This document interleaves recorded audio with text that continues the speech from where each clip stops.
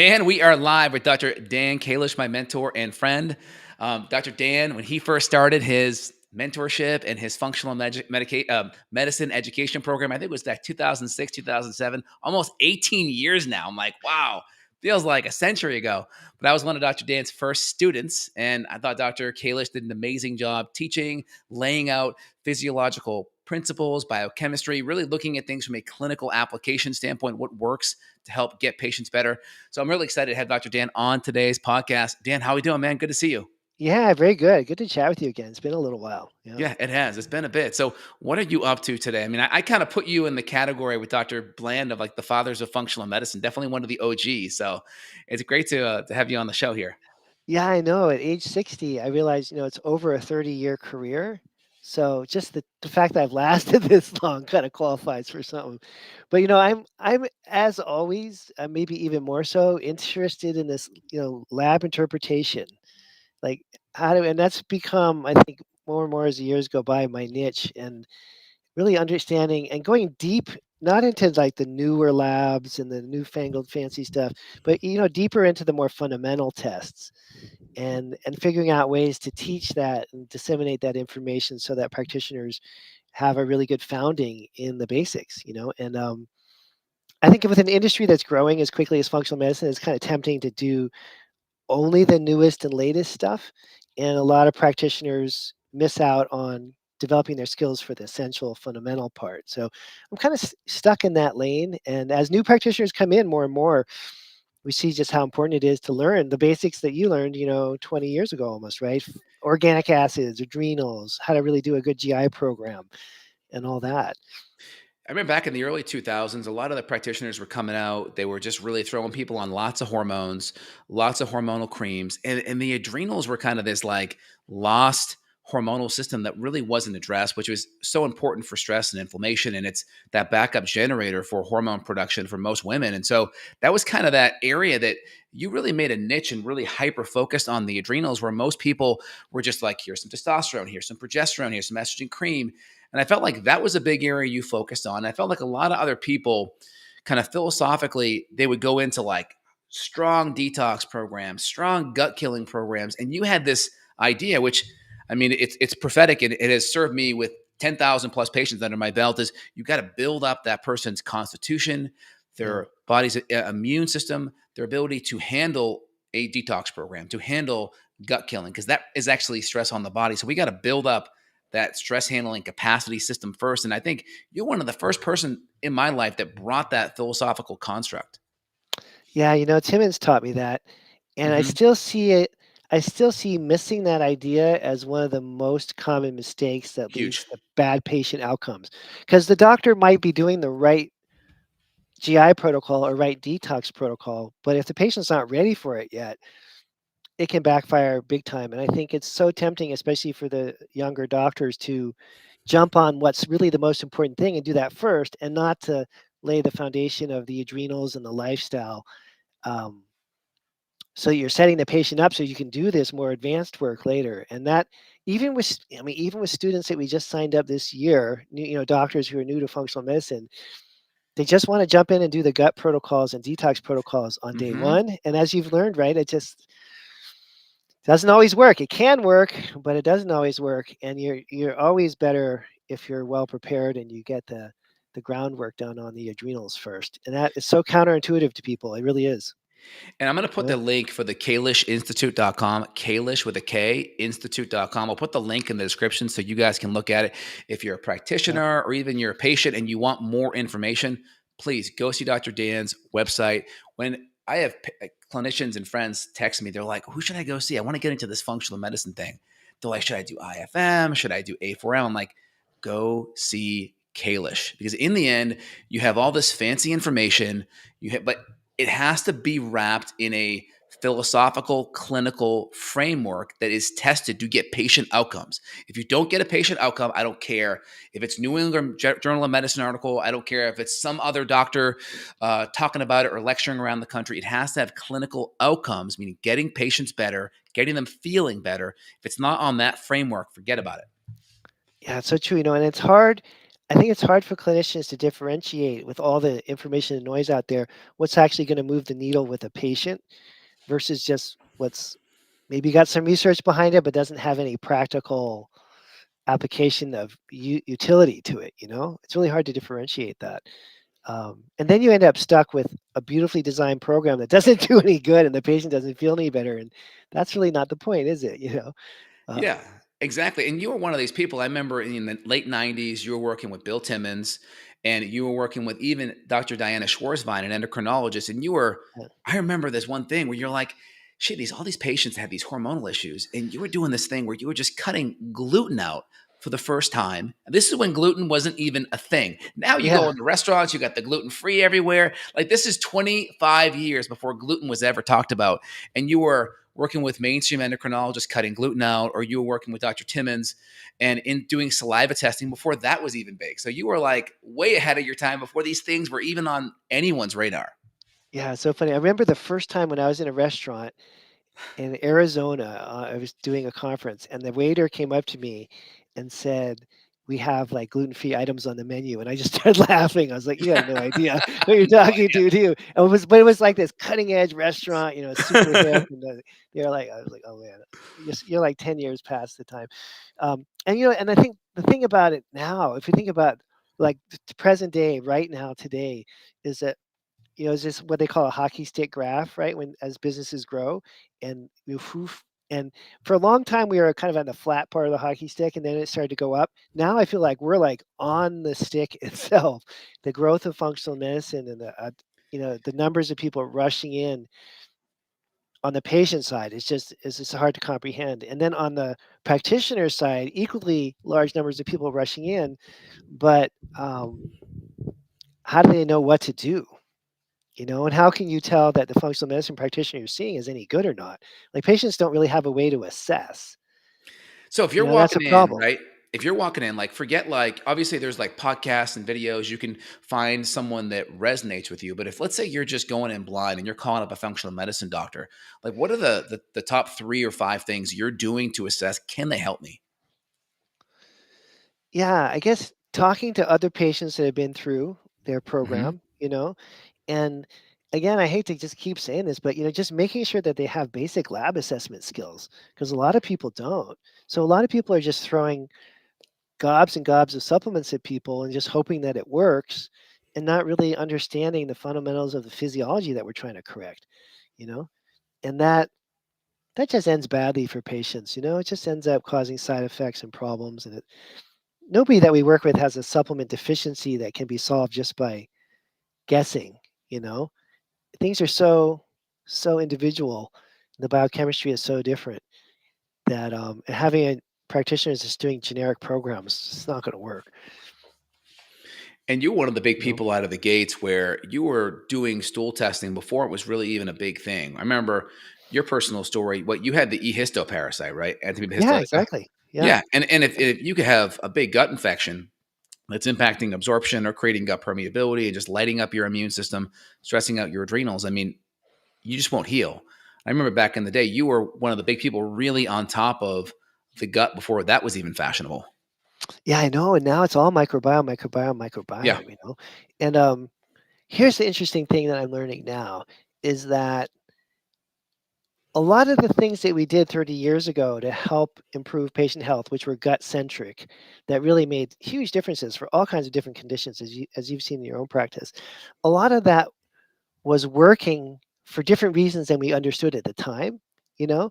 And now that the science has really evolved on the microbiome, you can see the complexity with which these gut bacteria, the good ones, are regulating everything from your brain to your immune system to your heart to your metabolism. Like they're in control. It's like the movie Alien or something where that thing Yes. was inside that person. It's like the good gut bacteria are actually like completely in control of things. And if you don't kind of get with that part of the program, then you're just going to constantly be working against yourself. It's more profound than you would think, even. And we saw this in all these years of naturopathic medicine, but to see the science play out behind it, where now you can see the exact mechanisms, makes it kind of more real. And that's why, like, just having a really good foundational diet and lifestyle is so important because I'll see people that go to conventional medical practitioners and they'll have them on hormones and HCG and all these peptides. But I'm like, dude, your diet sucks. You're eating lots of junky fats. You're not breaking down your food. And it's like if we just cut out the glyphosate and the GMOs and get organic food in there, maybe you're eating some fermented foods and some healthy saturated fats. What's that doing to the microbiome? We're not even focusing on it, but it's just a downstream kind of trickle. Yeah, exactly. In fact, we had a doctor a few weeks ago in the mentorship class who tested herself, and her gut microbiome test was perfect. And then I spent the next 10 minutes describing to her how she was eating. And she kept saying, yep, yep, yes, yep, yep. So in other words, you can kind of reverse engineer it. If you see a perfect microbiome, there's only a few ways to get there food wise. Hmm. And it's just what you said, fermented foods have to be in it, the diet, polyphenols in large Yep. amount, fiber in large amount, and not too crazy with the sugar and carbs and alcohol. If you get all that dialed in and it's fresh, farm fresh food, then your microbiome does its job. And if you're not doing that, any variation from that, you're pretty much in trouble.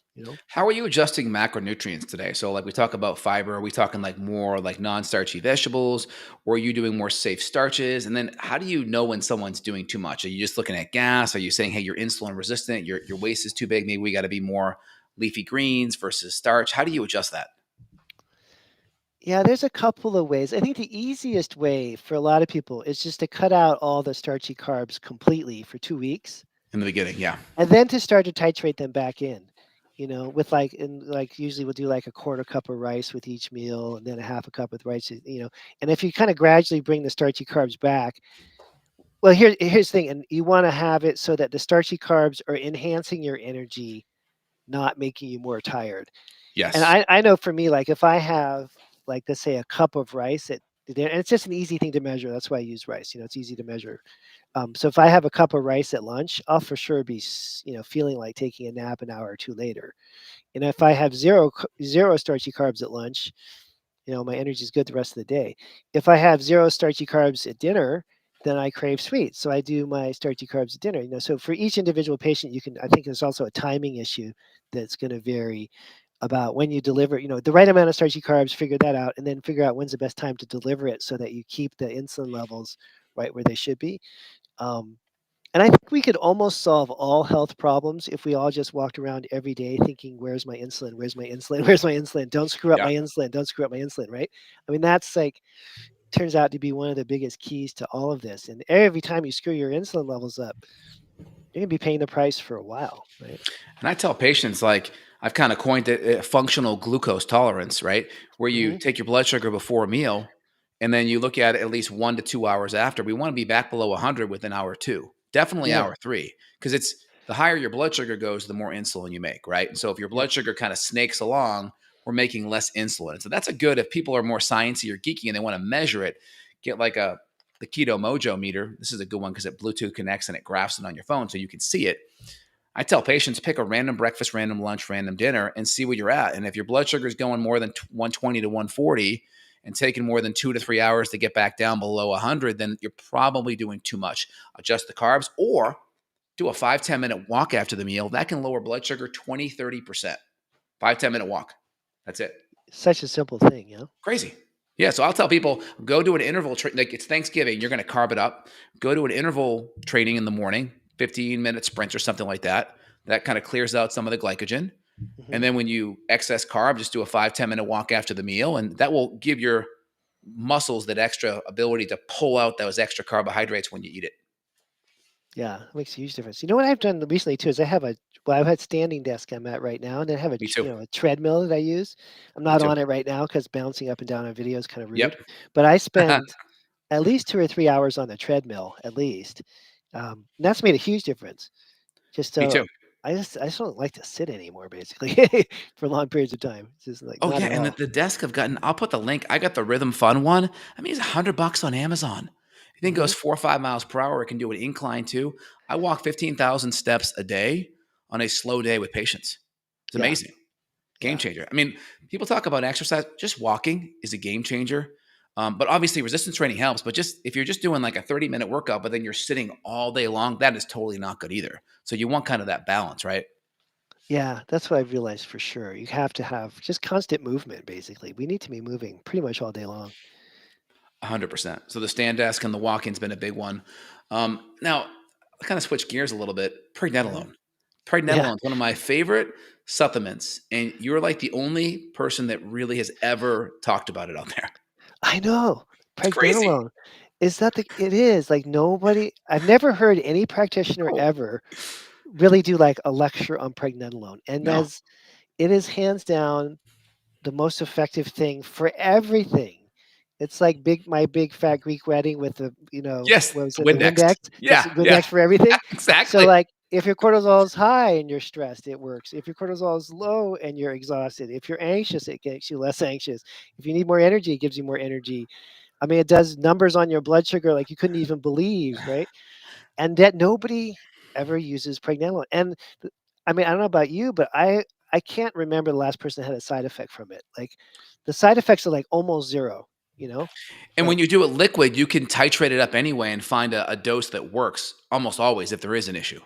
yeah, yeah. So that is like my favorite of all time.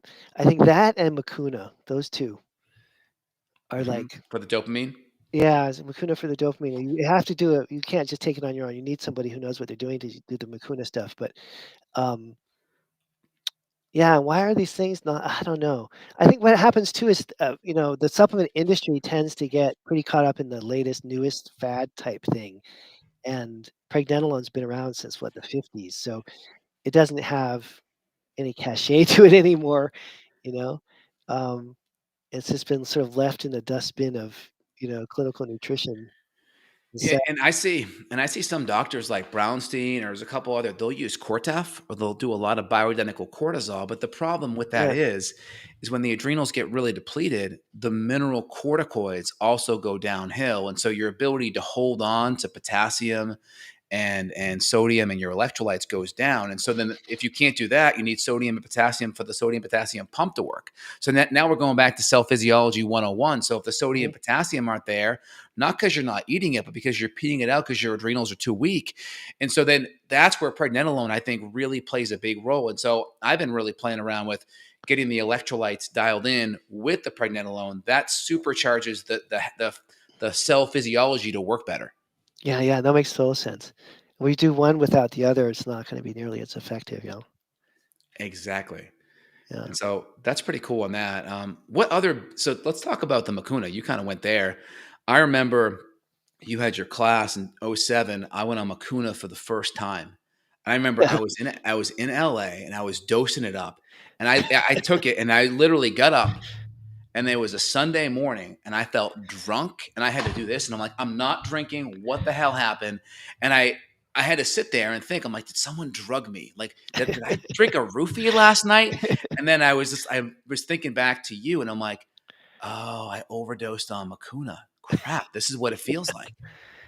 Yeah. I mean, I guess it's for good or evil, Makuna, you know?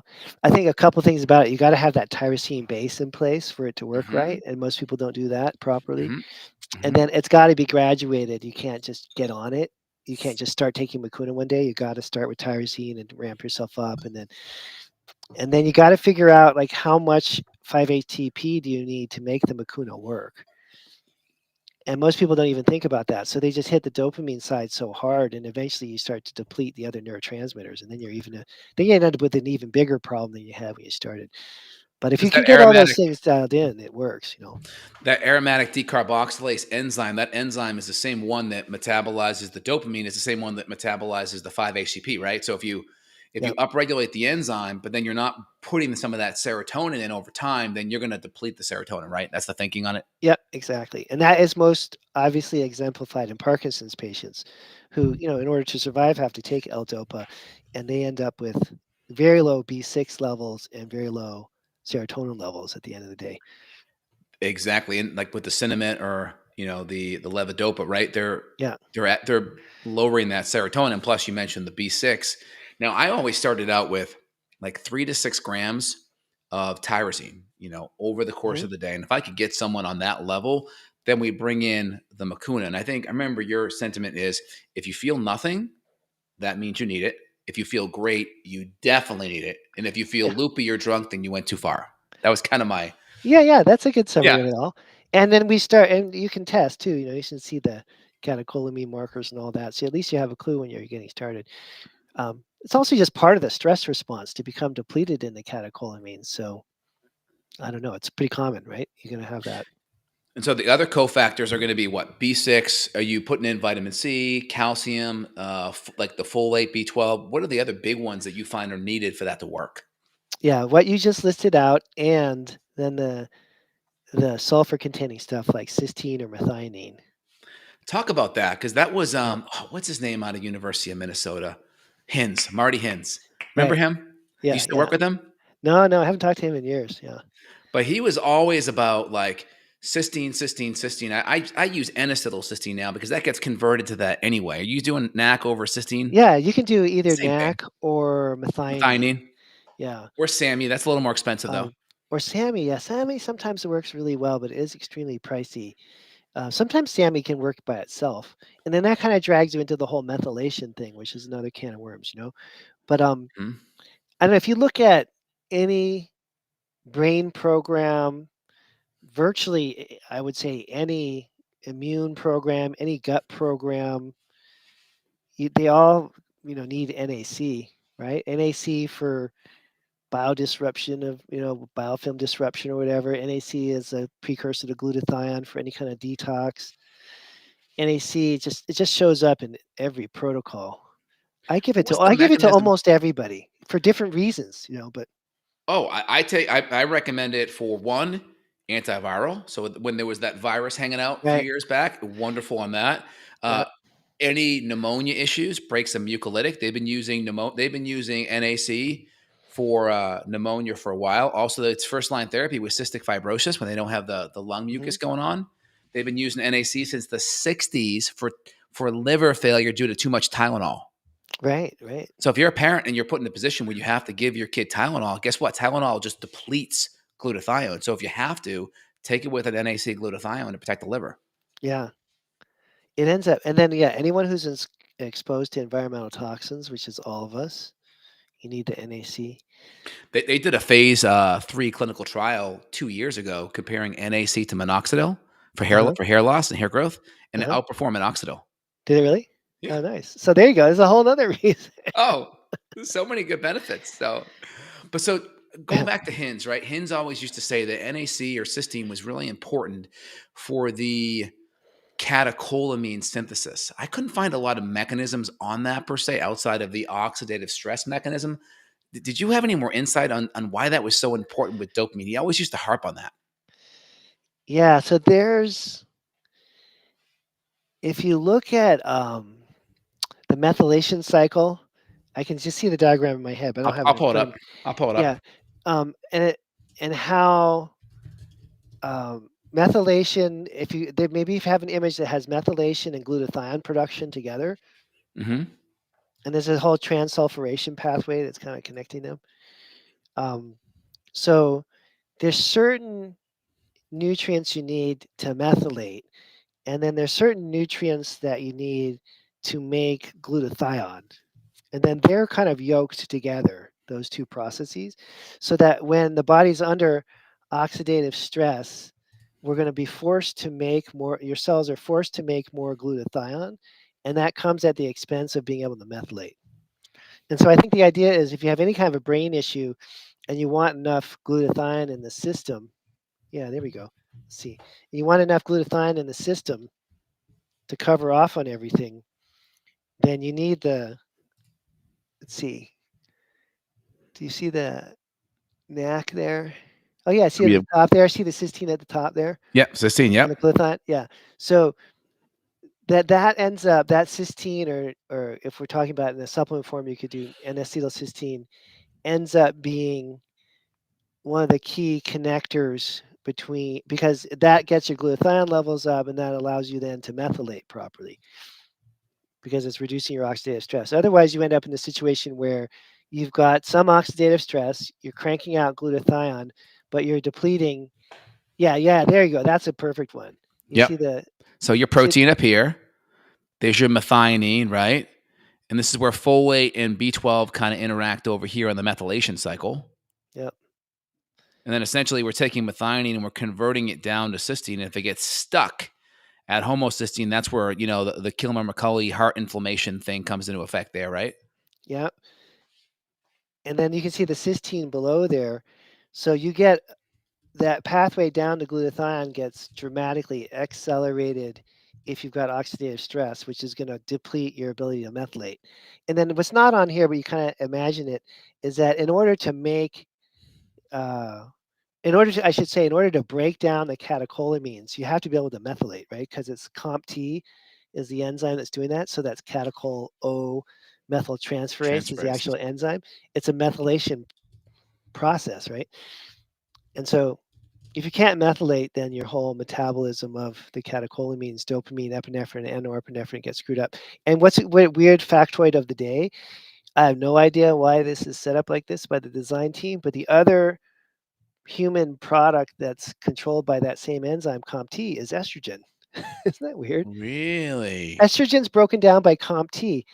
It's the estrogen and the catecholamines. I know there's a lot of biochemistry behind it, but it just seems a little odd that your body's set up that you break down your estrogen and your catecholamines with the exact same enzyme. It's a little weird. So what does that mean clinically? So that just means what? The more stressed we are, the more we're gonna have a hard time breaking down our estrogen, which means it could go back into circulation and create more estrogen dominance. Yeah, kind of. Is that well? That is true. That's definitely true for a lot of different reasons. One, because when you're stressed, your progesterone levels drop, and then that creates estrogen dominance right off the bat from that. Yeah.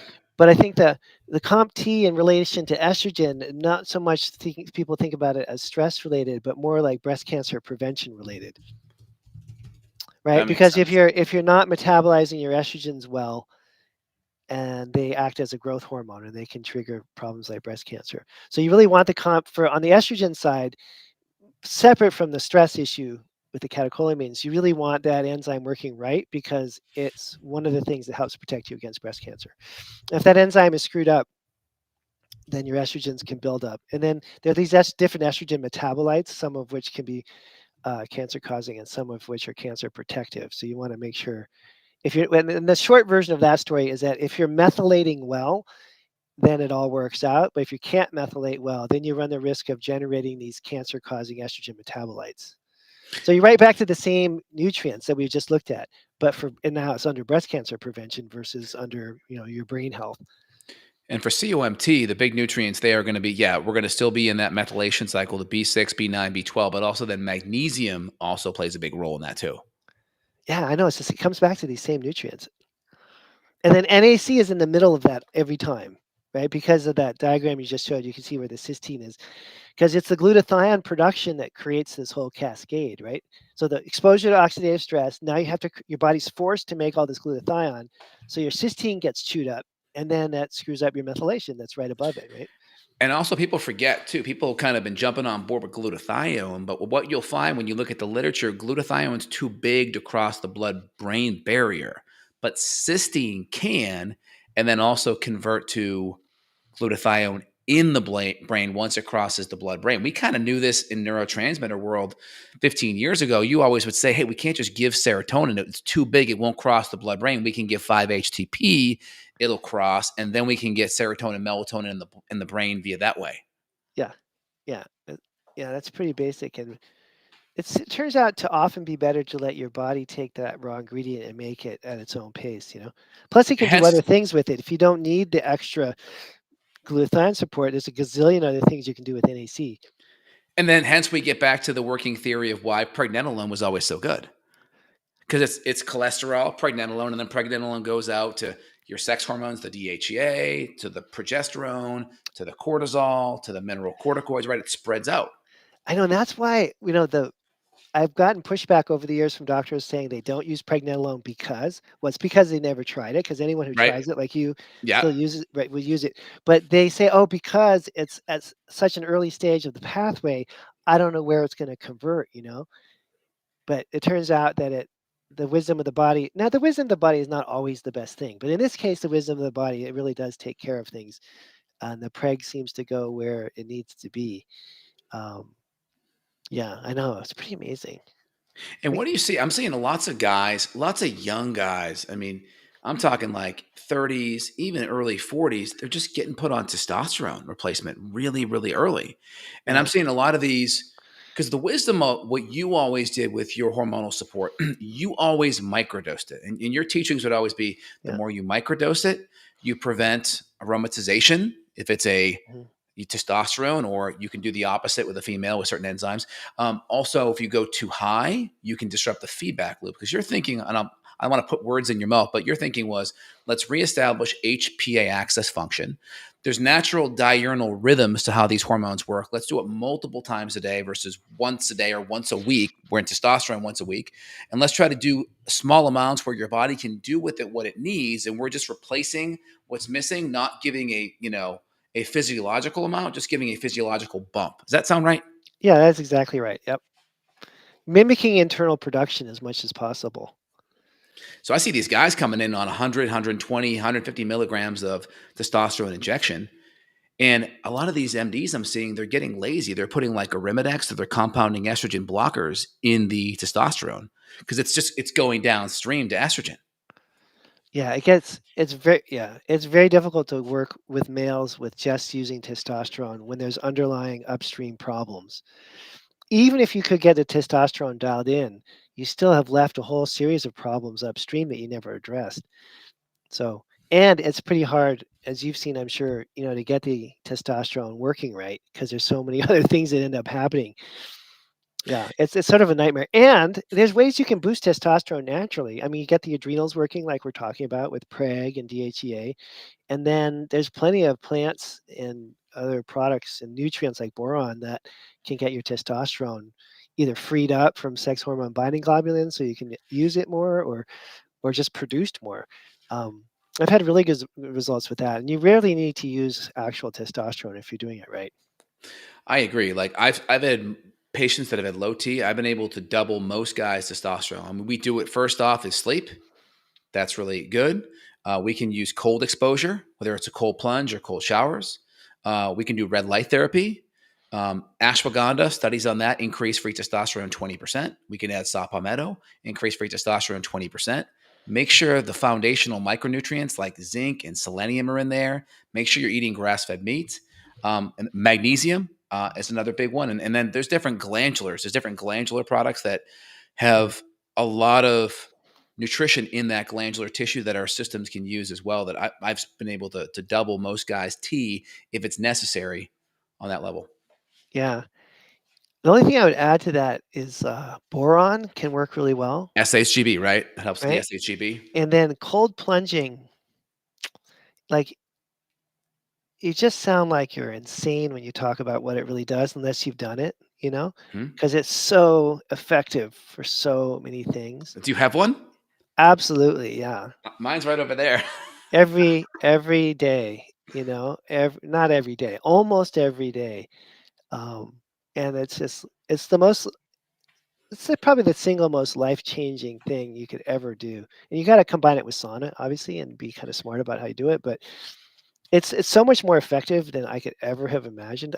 Probably on year 4 of it now, maybe. Which one are you using? The I plunge? like the Renew, Renew. RENU. Oh, it's Ooh. great. It's super expensive, but, my I have a longevity teacher that's training me in longevity practices. It was like 10 grand. Yes, this is the one the celebrities use. I see them endorsing on Instagram. Yeah, Mark Wahlberg has it, but you know what? Yes. My longevity teacher told me to get one, and I was like, "Okay, it's expensive, but I got it," and it was the best money I've ever spent. The thing, it's super clean. It cleans itself with all kinds of non-toxic stuff. Yeah. Yeah, and Ozone. so it's got ozonator and the filters, and it's really nicely built, and It's it's nice. just It's pretty. super clean water. Yeah, it's worth the extra money, I think. Um, And That's I've had awesome. mine for maybe 4 years now. It's just flawless. It works. The only thing is that the top wooden deck, it needs a little tuning up. The wood's getting a little old, but, I could probably just sand it or something. But the motor is impeccable, and you can take it down as cold as you wanna get. It's easy to get in and out of, and the main thing, though, is that the water stays super clean. I don't care that much about it, but, My wife is pretty clean, and she would never get in something that had anything but the most pristine water. So Totally. it w This is it the one works I for that. use. I use Oh, the yeah. box plunge where it Mhm. retrofits these chest freezers, and they, like, put vinyl inside, they make it all clean, and then they use a filter over there. That's the one that I've been using because they 'cause they're a Oh, couple cool. grand, they're not as expensive, but they're nice, they Yeah. work good. I mean, a chest freezer is, it's 100% waterproof, and it doesn't take more than, like, 20 or $30 a month to kinda keep it running, so it's Oh, not too nice. bad. Here's my theory on cold plunge. So, number 1, I always shower before I get in, so I do what you I got an infrared Mhm. sauna, jump in the sauna or hot tub, get my body temperature up, get sweating, shower off, jump in the cold plunge, and then I'll use my little filter to filter it out. And I use about 3-4 ounces every 2 weeks or so of 3% food grade hydrogen peroxide. Oh, yeah. That'll work, Get up huh? to about a 50 ppm level that will clean everything out, oxidize it. It just dissipated in 12 hours, and then I use the O3, the ozone. Yeah.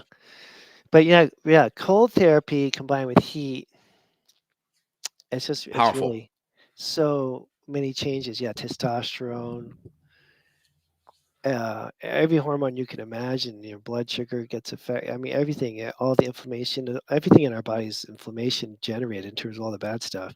But if you It's wanna change incredible, your state, like, if you're ever having a bad day and you wanna change your state, just jump in It's true, 48 isn't it? degree water for 3 minutes. Your whole physiological state will totally change. So true, isn't it? I know, like, and there's no exception to that. That's like that's just No, what's gonna happen, and it's like it's honestly, it's like a powerful drug. I haven't done drugs since I was a teenager, but it's like the most powerful drug you could ever get, and it's really, really good for you. You know what I mean? But it changes your mental state as much as it impacts anything. Yeah, and it's there's a crazy stuff. mindset too. I heard someone say this, and it's kinda true because we're in America, we kinda are very blessed for all that we have in our country. I mean, like, you have air conditioning, you have, like, Instacart where you can get your food dropped off in, like, an hour. Like, we live in a really cushy country compared to, like, 100 years ago. Like, you wouldn't have indoor plumbing. You'd have to go out and have a farm to get all your food. And so it's like kids today have it really easy. We have it really easy in regards to like just life being easier. So kind of getting in cold water really makes things hard and Yeah. kind of painful for a little bit where we're used to things being easy. I have two boys that are 5 and 7, and we put them in the cold plunge just to get them used to like, hey, all right, you guys want a gluten-free graham cracker tonight in the cold plunge for 1 minute and you get a treat. And they're like, all right, dad, I'll do it. That is great. That's the greatest thing you could do. You kind of train. They also have studies that trains resilience. It That's trains it. the ability to adapt to stress. It Yes. trains a lot of emotional development Yes. skills for people. Adversity, just dealing with adversity without without your cortisol going up. And the this one study I saw, it's like growth hormone is surging, testosterone 500% up, and then cortisol flat. It doesn't stress you out. It Mm-mm. completely changes all your hormones, but it does not create an HPA axis crisis. So somehow your body knows, okay, I'm just like super cold here, and your catecholamines are surging, but your cortisol is just like, whew. And Isn't it that makes interesting? sense It because, doesn't screw you up. And in other words, it's positive mentally, not bad yeah, mentally. I remember when I first jumped in it, I was like, I'm going to probably have a heart attack. I'm probably going to die. I'm 10 seconds in. I got 3 minutes left. I can't do it. And then you just say, I'm going to do it. I'm going to do it. And then you just push through it. But some of the data on it, right? Because I was kind of writing my book and I'm like adding a whole part on cold plunge. And I'm like, well, if you think about what the nervous system does when you're stressed to your blood flow, it typically goes away from the core to your hands and feet to fight and Right. flight, but then it goes again away from the digestion, which then causes low HCl, low enzymes. So when you think about where does the blood flow go when you get cold, right? It goes to Yeah. the core. That's the same place Yeah. it goes when we're parasympathetic, right? To the Right. core, right? So it's Right. kind of Right. mimicking that blood flow response based on the parasympathetic response, right? Oh, that makes total sense. Yeah. That's so cool. It's pretty life changing, it really is. And then the extreme heat, so I have a sauna. I have an infrared Yep. sauna, and then I have Yep. a regular dry sauna also. Mm. And yeah, being able to survive sustained heat, 10 minutes, 20 minutes at a pretty high temperature, that's a character developer too. And the most Yes. interesting thing about this is that when I do a rowing machine once, not like a couple times a week, I do my Yep. rowing machine. And when I first got my sauna and cold plunge set up, maybe 4 years ago, I was doing it for like a few days or 3 or 4 sessions, and then I got back on the rowing machine, and I could row like it was like maybe 10 seconds faster on the rowing machine, which is a lot, like a Mitochondria whole lot. density, right? Yeah, and all I was like, "What the hell is going on?" Like, I've never been able Mhm. to row this fast, and it was effortless. It was effortless, and I was like, "Whoa," and then it took me a while to realize, holy moly, it was the cold and heat exposure. It's not a joke, it really does change your cardiovascular system in a dramatic way that you can see just in your physical fitness on a rowing machine. That really blew my mind. Because you read about, like, I think, in the Scandinavian countries, they have like a 50% reduction in death from a heart attack by using a sauna. 50%, that's a lot. And you're thinking, "Oh, okay," in an abstract way, you kind of think that's cool. But to see that you can do a rowing machine exercise that's easy, that used to be struggling, it makes you realize, oh my gosh, like my heart is just working better now. Like fundamentally changing the functioning of your heart. It's pretty cool. That is really cool. Definitely changing the mitochondria. That makes Yeah. a ton of sense. So, what else is new for you in the functional medicine world that you're really excited about right now? Let's see. Well, oh, should we talk about business stuff? We could talk about a little bit of that, sure. Um, here, and this is like, I'm trying to do this. I'm trying to do this. I'm old. I'm trying to do this, but I don't really have a big practice anymore. I think where the world is really heading is with membership. Mhm. I think that we should all have a functional medicine doctor that we pay a fixed monthly fee to keep us healthy. Hmm. Because I've always been fee for service, like you pay an X dollar amount Mhm. per month or per session, and now Yep. you're better, now you don't come anymore. But I think the bigger service that we could provide is to get people healthy and then keep them healthy. It's like when you don't drop your gym membership when you get in shape, you know what I mean? You keep paying that monthly fee, so you go to the gym and you work out. And so I think that somehow as a model, we need to be more, as functional medicine practitioners, more able to get people healthy and then keep them healthy, and to change the financial incentive. Because in the like my practice as it exists now, I mean, it's a big disincentive to talk to me because it's expensive. But it should be just, you talk to your doctor when you're sick, you talk to your doctor when you're healthy to keep you healthy. And this too, right? Like, you get someone to a certain level of health and then they drop out of your practice because they feel better. But you may have only gotten them 20% to where they could be. You didn't get to the cold therapy, you didn't get to the exercise, you didn't really get to dial in their diet at the highest level or even their supplements at the highest level. So I feel like most of my patients have dropped out of my practice when they felt better, but I didn't really get them healthy. Right. And so, and then, but nobody wants to keep paying for healthcare when they're healthy. So I think kind of shifting our mindset to more of a um, like a coaching relationship and long-term relationship with practitioners that's beyond just not being sick. Like, how do we facilitate that? How do we make it so that people want to see us once a year, even when they're healthy, so we can get them healthier and healthier and healthier? You know? Yeah, maybe it's access to a live call where they can ask questions. Maybe it's just like, hey, you use like Yeah. a Voxer app where you can ask a 30-second audio question and you can just give them an answer back. Something like that, I think, is a uh, good value add for patients. You could do a group. Yeah, you could do groups, so it Yeah. doesn't cost a lot. Um, but that, I think, would be the next level. Like, okay, getting people healthy, we've proven we can do that. But how do we keep people engaged and keep them healthy in the longer run? Well, Um, with the phones and how everything is now, the audio, it's so much easier to connect. So I've been yeah, doing a you lot could of do it that. with an app, huh? You could do it with an app. Yeah, I mean, like the Voxer one. I mean, see, I listen to things at like 2x, right? So some of the apps where you can take the person's text and have it talk back to you at 2 to 3x the speed, you can be more efficient and you can help more people that way, and have these short little simple responses back can be good too. Yeah, I like that. I like that. That's good. Where's your approach on the neurotransmitter still? So you love the Makuna, so you're working that into your protocol. We already talked Mhm. about a lot of the cofactors. Are you doing testing for that? Are you just looking at the organic acids and really looking at the VMA, the HVA, really looking at those organic Yeah, acid neurotransmitters? yeah. In fact, I had a patient today. I don't see patients much, but I happened to have someone this morning, and his whole neurochemical, his whole brain chemical portion of organic acids was perfect. Wow. Just dialed in and perfect. And those tests are so accurate. I mean, They really are. So I more and more rely on organic acids for at least, a survey of how the brain's doing.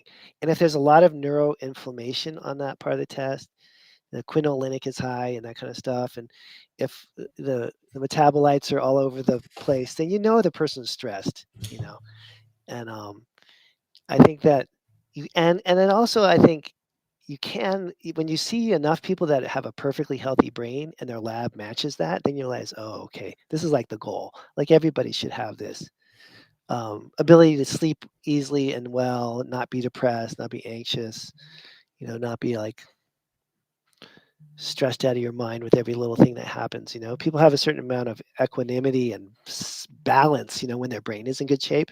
I think that's just kind of missing from our culture now. In fact, kind of normalized a screwed up brain. Like it just seems like the way things are. It doesn't have to be like that.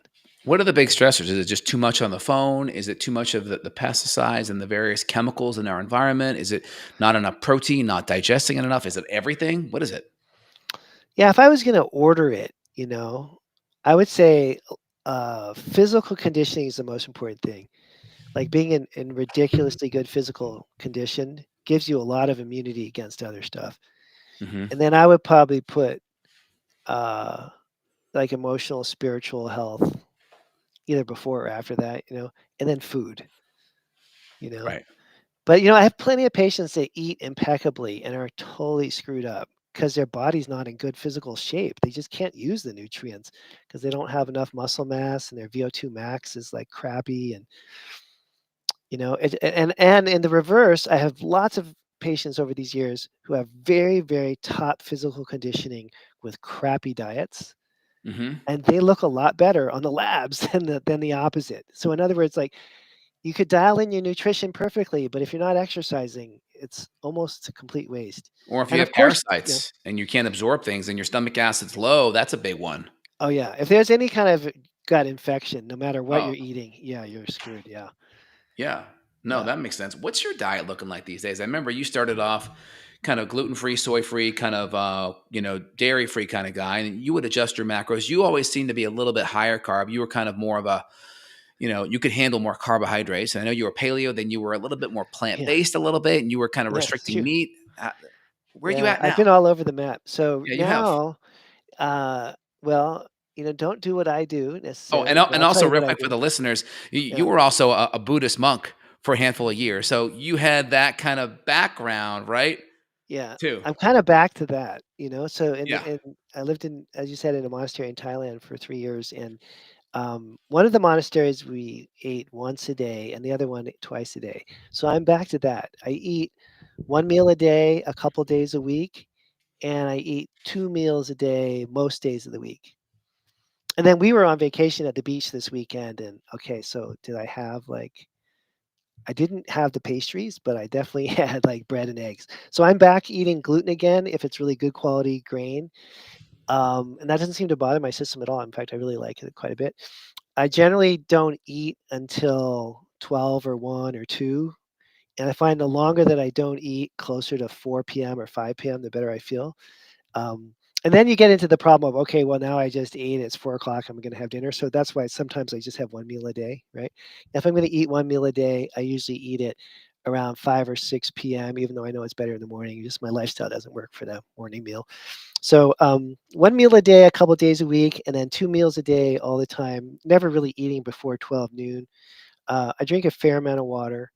And then in terms of the actual foods I'm eating, I'm on probably what most people would consider a pretty high protein diet.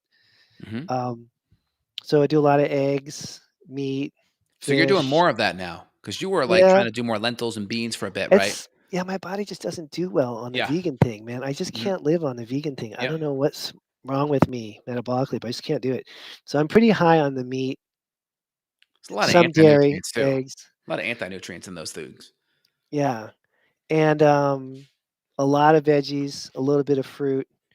Um, I eat, pretty much my salad bowl full of vegetables twice a day. And then berries, I do berries. And then I went through a phase last year where I did a lot of protein shakes. It's all Mhm. these people now talking about how much protein we need, and it's like double what everyone used to say. Mhm. And you can't really eat enough protein for what some people say that you need. Some people, meaning some researchers, say you need. Yep. It used to be like a guy my size would need like 70 grams a day. Now they think like maybe it's more like 150. So, I mean, how much meat can you eat really? So I tried that for a while. I did the protein shakes. I got really strong. I got stronger in the gym. I started deadlifting 200 pounds and I definitely put on some muscle with that. But I don't know that I felt that much better. I don't know if I need to deadlift 200 pounds every day. Like what the hell? So Right. I'm kind of back to like deadlifting 165 now and not doing any protein shakes. I don't know. How much muscle mass do you really need? It's kind of a tough call. But Yeah, my it's a goal is little to be able functional. to, I always want to deadlift my body weight. That seems reasonable. I should be able to do 5 reps, three or four sets of my body weight in a deadlift. And trying to, I don't know how much, but definitely is the case that when I was doing the protein shakes, I did get stronger, but I don't know how much we need to do that. Um, yeah. And then I think the thing that has to happen every day, which is the hardest, and I really try to focus on, is just getting enough vegetables in, no matter what I'm doing with carbs and protein. Excellent Um, polyphenols for the gut, right? yeah, I do Polyphenols. berries every day. I do cranberries or blueberries every day. Um, the more you read about polyphenols, the more you want to eat berries. Hmm. And they don't screw your blood sugar up much either, right? They're pretty No, good, you know. no, they're pretty good. I mean, you got a glycemic index of low 30s, and if you have it after you have some protein, then the glycemic load just kind of comes down pretty low. And I just read this the other day that raspberries have all kinds of fiber in them. Did you know that? I didn't know that. Yeah, I They're mean, full of fiber. Like they don't look like they have a lot of fiber, yeah, but they yeah, do.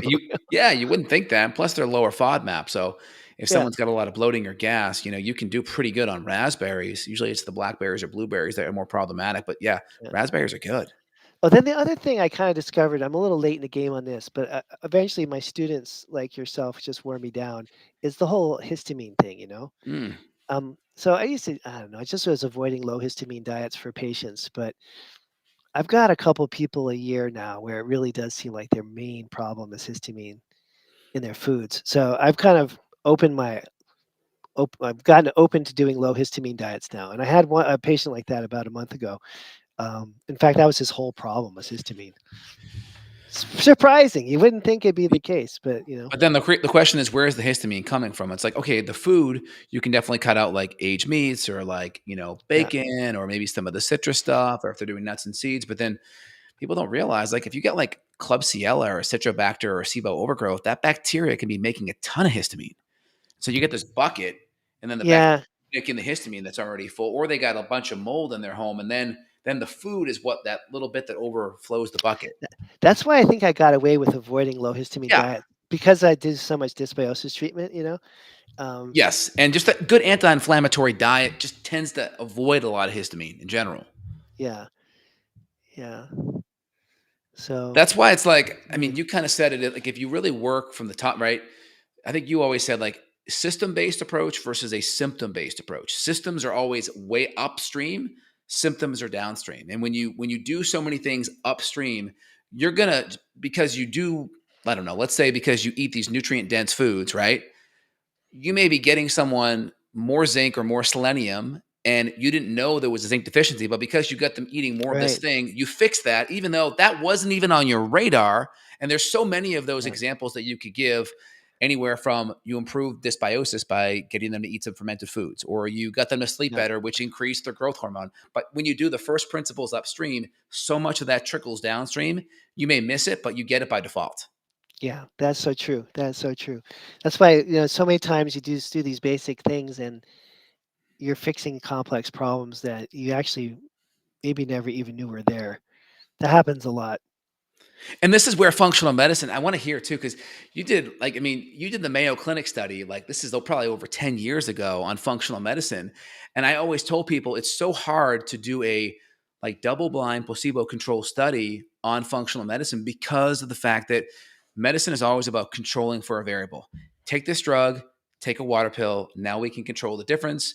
The patient won't know, the doctor won't know. That's like, gold standard medicine. But the problem is in functional medicine world, it's like, all right, we're going to get you drinking more water. We're going to get you sleeping better. Here's some vitamin D. Go for a walk. Get some cold therapy. Let's take some omega 3s. Let's cut out gluten. Let's cut out dairy. I just changed 10 variables. Like conventional medicine would hate that study because they would be like, you control too many variables. We don't know what the hell controls what now. That makes sense? Yeah, yeah, and I think I'm not against medicine in any way, but you gotta look at what, It's not rationally. neat though. It's not neat. We don't know what out Yeah. of those 10 things was the needle mover, but with this one-to-one drug thing, we can know. Yeah, and I think the placebo-controlled double-blind studies were basically just set up for pharma, and they That's work it. for that. But outside of that, and of course, we all know that maybe some of the ramifications are not so great because many of these medications have other effects that aren't known originally, But Mhm. but yeah, you can't really. It's not that science doesn't apply to the functional medicine principles. It's just that the a scientific study paradigm that's pharma based doesn't work at all. No. Um, but yeah, we still know all of us who practice this can see the effect of it, quite powerfully. That's pretty undeniable. And that's been going on for centuries, really. You think about it, maybe thousands of years. It's not like we're the first round of healers that ever thought about changing someone's diet. This has been going on for, yeah, probably 10,000 years, somewhere in that range. Pretty long time, right? It's not But a new idea. you were the first functional medicine person to really get a major study. You did the one at Mayo. What was the final like Yeah. outcome and verdict of that? Yeah, it came out pretty positive, actually. We did 25 women. We did adrenal and GI protocols only, 6 months protocols. And most people got better. It was pretty impressive, actually. I was surprised how well it came together. What And I journal think was that in, by the way? What journal was it in? uh, you can, if you Google it, can you find it? Let's see. Are you the Kalish Mayo author in it? Clinic study. Yeah, yeah, I'm the primary guy. Kalish and Mayo Clinic study. Let's see if it shows up. Uh, let's see. What year was it? Oh, there it is. Look, National Institute of Health. Yeah, it's on PubMed. Look at me. It was a complimentary. Yeah, if you Google it, Kalish and Mayo Clinic study, it pops right up on PubMed. That's a beautiful thing. I never even tried that all these years. That's so funny. Yeah, I got to pull this up. Hold on. I got to pull this up. yeah. Try it. You Try just put doing Kalish and Mayo Clinic study, and then it went right to a PubMed citation. let's see here. What's it called? What's the actual study called? Evaluation of a functional medicine approach to treating fatigue. Sue Cutshall, Larry Bergstrom, Daniel Kalish. It's pretty funny. That's so funny. I never even looked that up. What a joke. This is great though. I mean, and just for Yeah, the and I think it listeners was at at the home, time. At the time, it was the only functional medicine clinic study that Mayo had been involved with.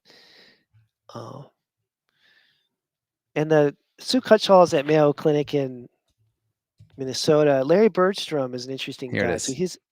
Larry Bergstrom was the director of Mayo Clinic's internal medicine department uh, in Minnesota for a How did decade. you ever get connected with that? Because I mean, there wasn't really a big functional medicine kind of thing going in the peer review literature like this. No, and in fact, so what happened was Brent Bauer, who was the director of integrated medicine at Mayo, took my training program. And then he told Larry about it, and Larry took my training program twice. I think he's the only doctor that ever took it twice. So they were I really into remember this whole this. thing. Yeah, and then Larry and Brent were like, "Hey, we should do a study," and we pulled together a bunch of money and just did it.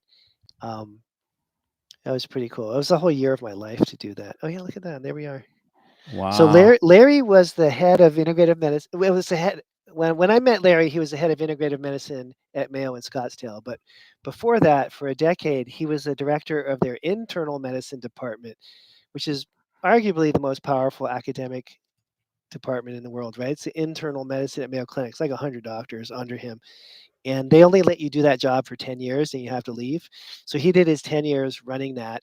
And then I think he was tired of Minnesota and moved out to Arizona where there's some sunshine and set up a new integrative department out there. So Larry, anyways, was at the highest levels of academic medicine for a decade. He's a pretty intense guy.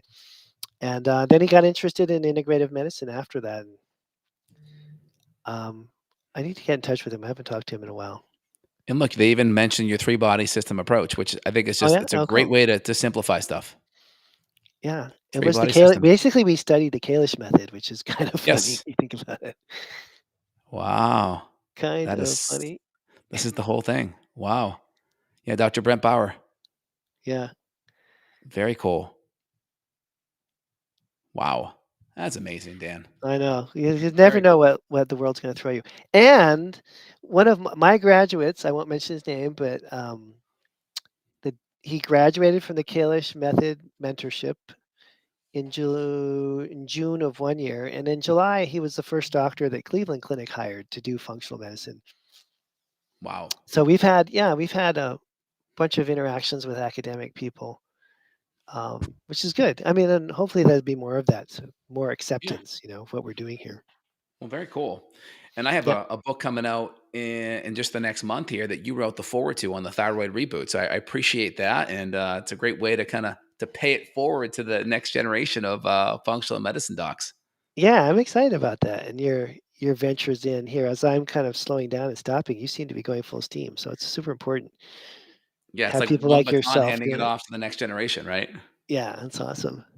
Yeah, I mean, it's like the thing is, you stand upon the giants that came before you, right? That's really the Yeah, anyone that's good. That's kind of the general motif, right? yeah, exactly. Well, anyone listening here, as we're getting kind of close to the end, anyone listening that wants functional medicine training, whether you're on the patient side or definitely on the doctor or clinician side, as a functional medicine doc of 15 years, I could say Dr. Dan is probably the most important person in that career in regards to education, and not just education, but philosophy. Because if you don't have the right philosophy is the bookshelf, right? It allows you to organize all the information in the right order, and then you can recall it and be able to use it in the right way. And so Dr. Dan would probably be the best resource for that out of, and I have seen all the programs that are out there. And so that's my shining recommendation for Dr. Kalish, Appreciate it. kalishinstitute.com. I'll put the link down below. Dr. Dan, anything else you want to highlight or kind of share to the listeners here? No, I think I'm good for now, but I appreciate your time and getting this whole thing set up very much. Thank Yeah, you. we're coming to the end of 2024. Let's chat again sometime in 25 and just see what else is going on with you. I appreciate you sharing all the cool things. I didn't know you were so Yeah, into the cold therapy. That's so cool. yeah, yeah. It's my life, for better Very or cool. worse. All right. Awesome. All right, Thank you Dan. so Hey, much, great chatting Jesse. with you.